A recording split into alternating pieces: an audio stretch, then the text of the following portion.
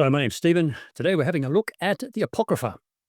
And we're going to have a look at three things. We're going to have a look at what is the Apocrypha, the definition of it, what books are included in the Apocrypha, and how is the Apocrypha used in various Christian Bibles around the world.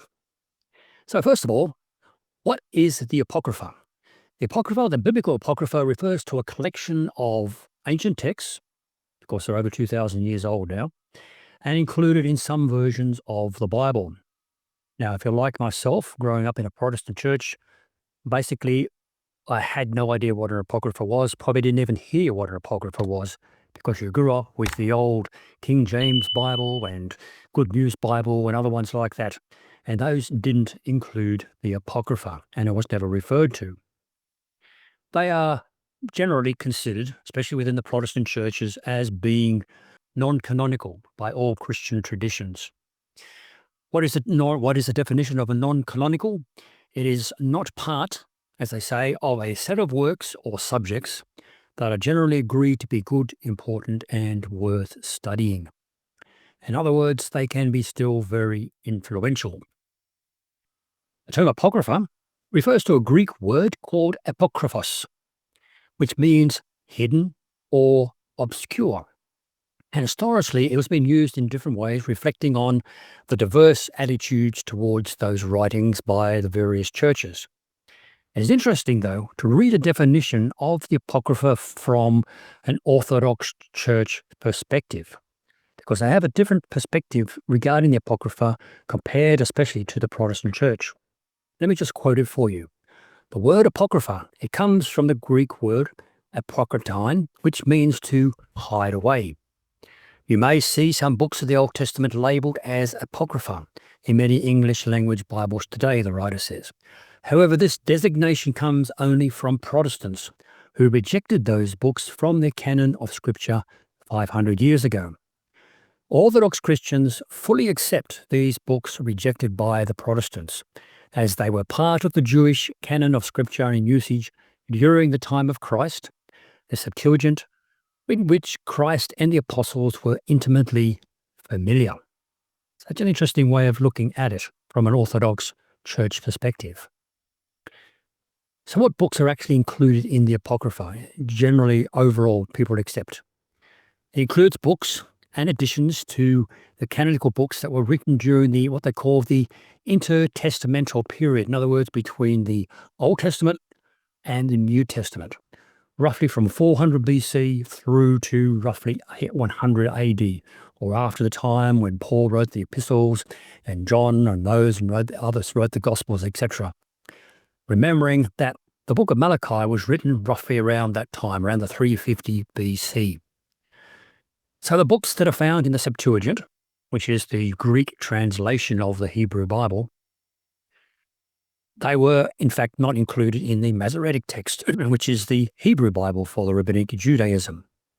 But examples of the apocryphal books include, let's just have a look at that particular page. Let's have a look at what books are actually included.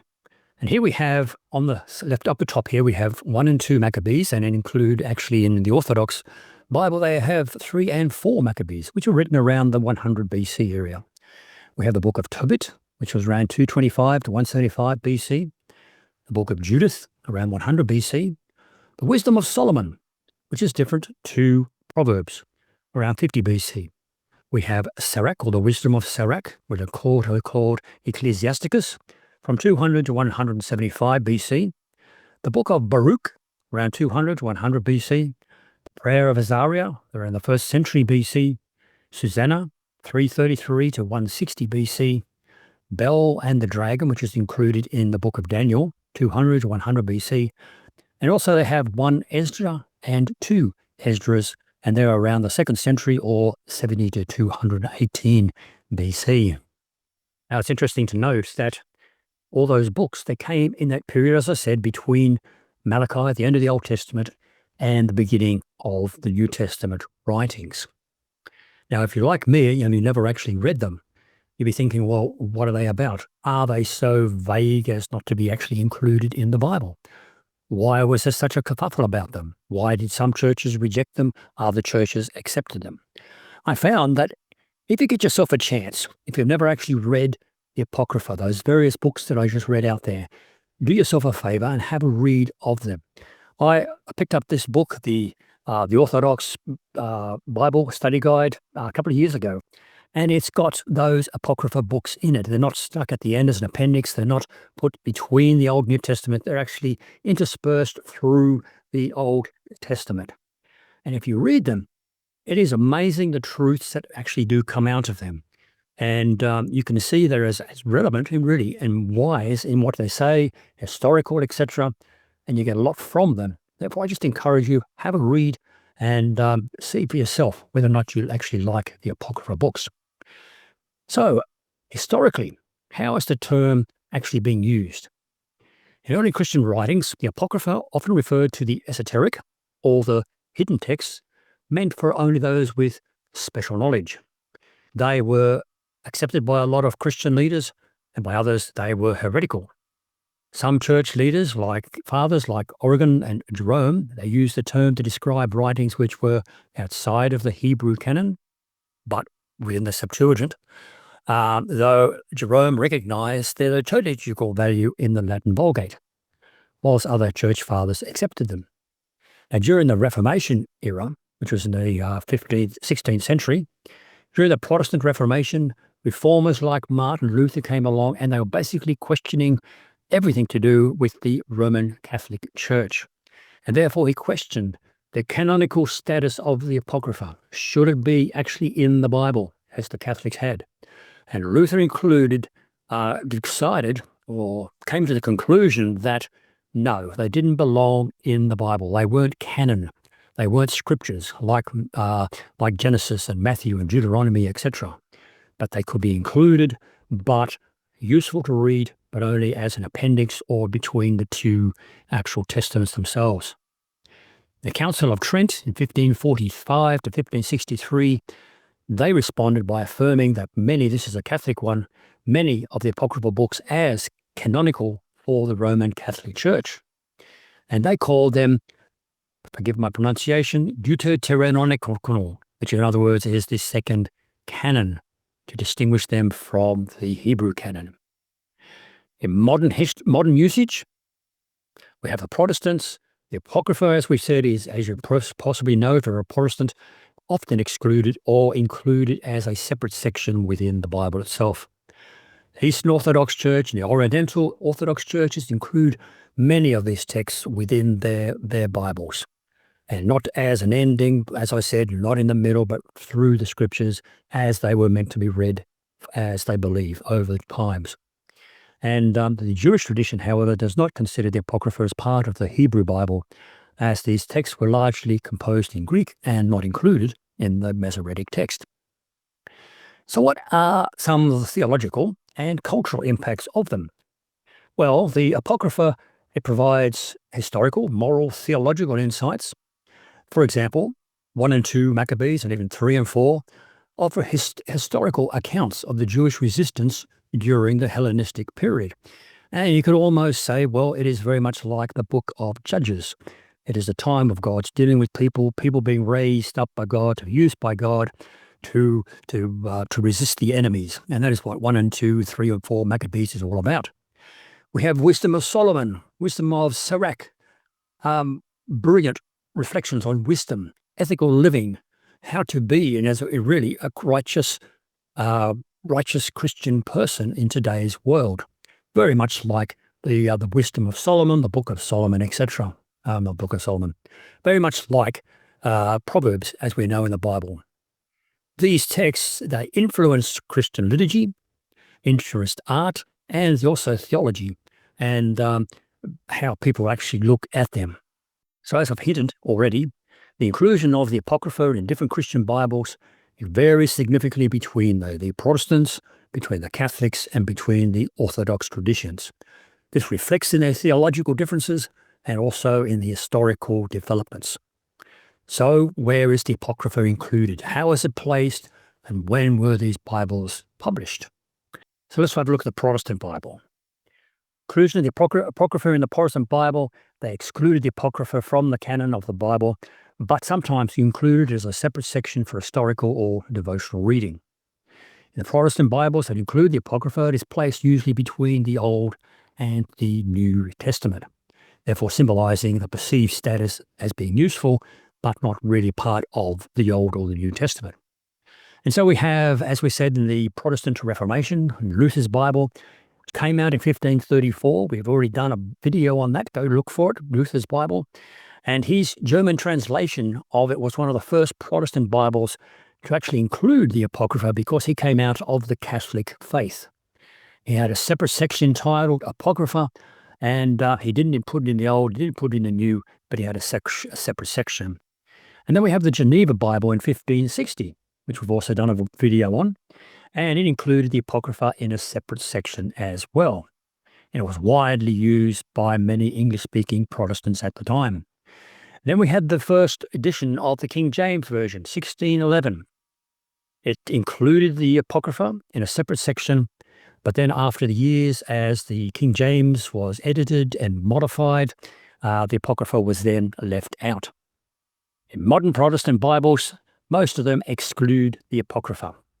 Some specialized editions, such as the Revised Standard Version and the New Revised Standard Version, they do include the Apocrypha as an optional addendum at the end of the Bible itself.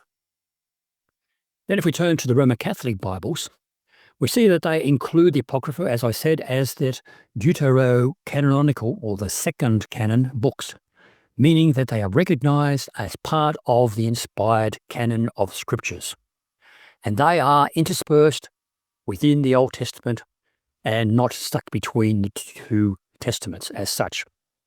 Their key historical developments was that in the late 4th century, we had Jerome's Latin Vulgate came along, which included the Apocrypha, though he himself noted that these books were not in the Hebrew canon.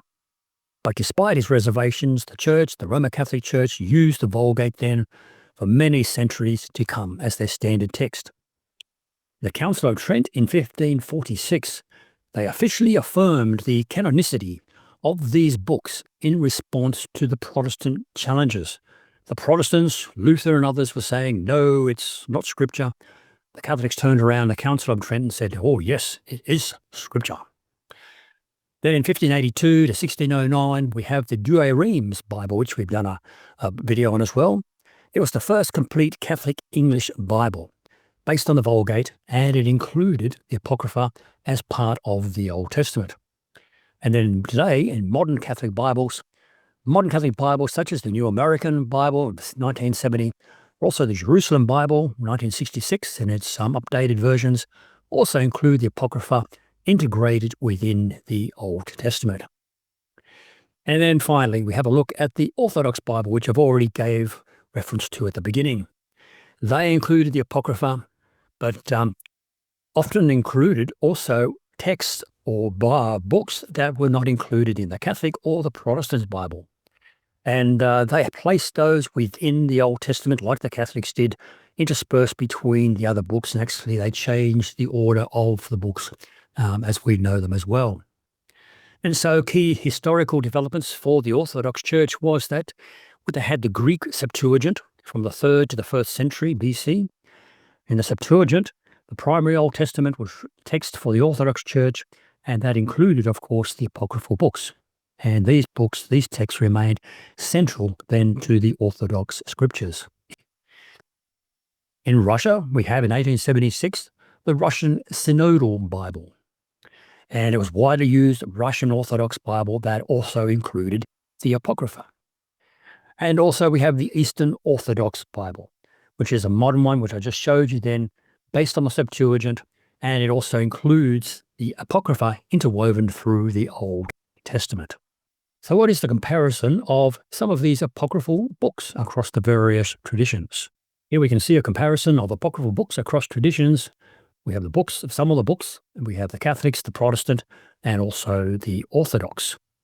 So the Book of Tobit, Catholics have it, yes, the Protestants have it, but only if they include the Apocrypha within their books, within the Bible, and also the Orthodox have it. Book of Judith, yes, yes, and yes. 1 and 2 Maccabees and 3 and 4 Maccabees, yes, yes, and yes. Wisdom of Solomon, yes. The Book of Sirach or Wisdom, Yes, yes, and yes. The book of Baruch, yes, yes, and yes. First Esdras and second Esdras, etc. The Catholic Bible don't have it. Protestants' Bible don't have it, but the Orthodox do. The 3 and 4 Maccabees. The Catholic Bibles don't include it. Protestant ones with the Apocrypha don't include it, whereas the Orthodox generally do include it. Then they have Psalm 151, not included in the Catholic Bible, not included in the Protestant, but yes in the Orthodox. And the prayer of Manasseh, no in the Catholics, but yes in the Protestant, and yes in the Orthodox. So, in summary, as a brief overview of looking at what the Apocrypha is, what is apocryphal Bible books, how they are actually included in the various Christian branches, and also what Bibles actually have those, the Apocrypha in them. I haven't gone through in detail outlining some of the more modern ones. You can do that at your own time if you like. Just to remind you, though, that you have the Protestant Bibles that came out with it, such as Luther's Bible, the Geneva Bible, the Old King James, and it's also the RSV. We have the Catholic Bibles that came out with it, with the Douay-Rheims Bible and the Latin Vulgate, and also the more modern Bibles, the Jerusalem, etc. But also the Orthodox, which is based on the Septuagint, all versions of the Orthodox Bibles up into the new ones, including the Russian Synodal Bible. They all include the Apocrypha. They all include the Apocrypha books of the Bible interspersed within the Old Testament. So each tradition, each Christian tradition reflects its theological principles and also the historical context, remembering that the Protestants came out of the Catholics came out of basically out of the Orthodox, and so they have their own historical context, their treatment of the Apocrypha, and it shapes how those texts are used and presented and used today in the liturgy and in the readings of the Scripture. I hope you enjoyed this rundown of what the Apocrypha is all about and where it is used and what Bibles have it. I hope you enjoyed it. If you did, please like, subscribe, and share so more people may see it. Until next time, God bless.